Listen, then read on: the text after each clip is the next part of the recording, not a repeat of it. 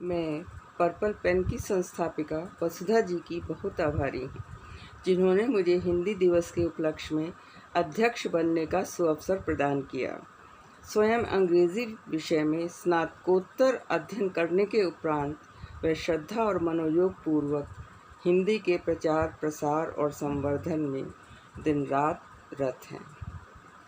अन्य भाषाओं को सीखना, उनका ज्ञान प्राप्त करना हमें विश्व से जोड़ता है, पर स्वभाषा हमारी पहचान बनाती है। अतः हिंदी का प्रयोग, उसका संवर्धन हमारी अस्मिता है। यह हर्ष का विषय है कि आज हिंदी में लेखन, चाहे वह कविता, कहानी या कोई अन्य विधा हो, उसे लिखने में लोग बहुत अधिक रुचि ले रहे हैं। भाषा केवल अभिव्यक्ति का साधन मात्र ही नहीं होती, वह हमारी अस्मिता है, हमारी पहचान है। उसी प्रकार जिस प्रकार हमारी संस्कृति की विश्व में अलग पहचान है। भारत एक बहुभाषीय देश, जिसमें 28 भाषाओं को मान्यता प्राप्त है। इसके अतिरिक्त उपभाषाएं, बोलियां भी बहुतायत से पाई जाती हैं। यही कारण है कि आज भाषा को लेकर नित नए विवाद उपस्थित होते रहते हैं, किंतु हमारा राष्ट्र हिंदी राष्ट्र है, क्योंकि अधिकतर राज्यों में हिंदी भाषा ही बोली जाती है। एक राष्ट्रभाषा, राजभाषा और मातृभाषा, इन तीनों में बहुत अंतर होता है। तो राष्ट्रभाषा का दर्जा भी हम हिंदी को नहीं दिलवा पाए हैं, लेकिन ये राज्य भाषा अवश्य है और यही हमारी पहचान है। हिंदी भाषा भारत के 9 राज्यों में कुछ परिवर्तनों के साथ बोली जाती है। अधिकतर भारतवासी कमोबेश रूप में इसी का प्रयोग करते हैं। यहाँ की उपभाषाएं, वो भी हिंदी के अंतर्गत आती हैं। इसकी बोलियाँ, वो भी अधिकतर हिंदी के ही अंतर्गत आती हैं। आपसे कोई नहीं कहता कि आप क्लिष्ट या संस्कृत निष्ठ हिंदी बोलें या लिखें। सरल हिंदी का भी एक अपना स्वरूप होता है और उसका सौंदर्य होता है। जो भाषा जल्दी से किसी की समझ में आ जाए, उसको वो व्यक्ति ग्रहण कर ले, उससे बढ़िया तो कोई चीज़ ही नहीं है। लेकिन जब हम साहित्य की बात करते हैं, तो ये थोड़ा सा ज़रूरी हो जाता है कि भाषा जो है वो बिल्कुल अपने असली रूप में, अपने क्या कहना चाहिए कि जिसमें उसका सौष्ठव है, उसका सौंदर्य है, उसको लेकर हमारे सामने आए। उसमें कुछ गलतियां ना हो, क्योंकि साहित्य और आम बोलचाल की भाषा में बहुत अधिक अंतर होता है। अब मैं उन अपने कवि और कवियत्रियों का आभार व्यक्त करती हूँ, जिन्होंने अपनी श्रेष्ठ रचनाएं आज हमारे सामने उपस्थित करी।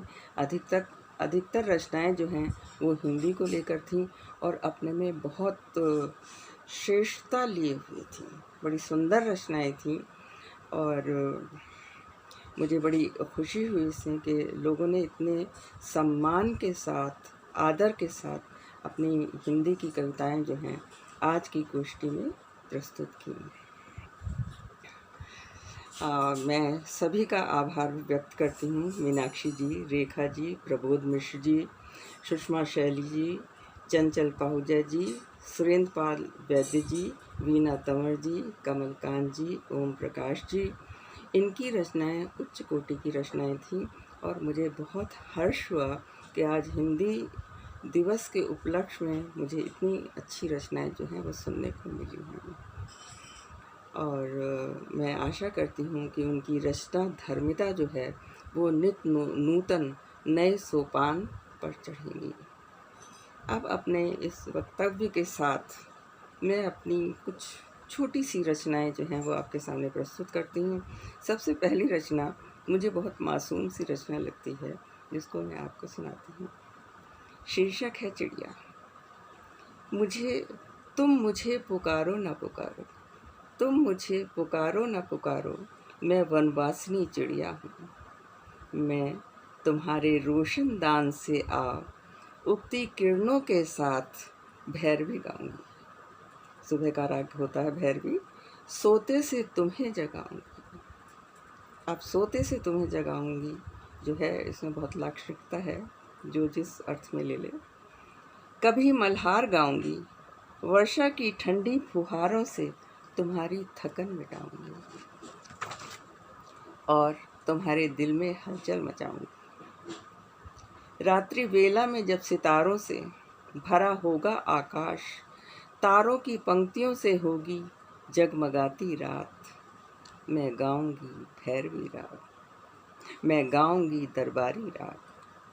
जलते हुए दीपकों के साथ हर लूंगी सब तुम्हारा संताप, मुझे बसने दो रोशनदान के इस कोने में, मुझे बसने दो रोशनदान के इस कोने में, जहाँ से आता है प्रकाश, जहाँ से आता है प्रकाश। घरों में प्रकाश की बहुत ज़रूरत है और शायद चिड़िया ही वो प्रकाश घरों में लाती हैं।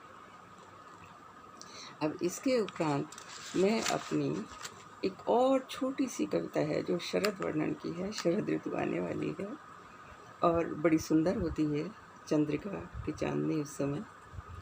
चंद्रिका है राह तकती, चंद्रिका है राह तकती, कांस गए हैं फूल।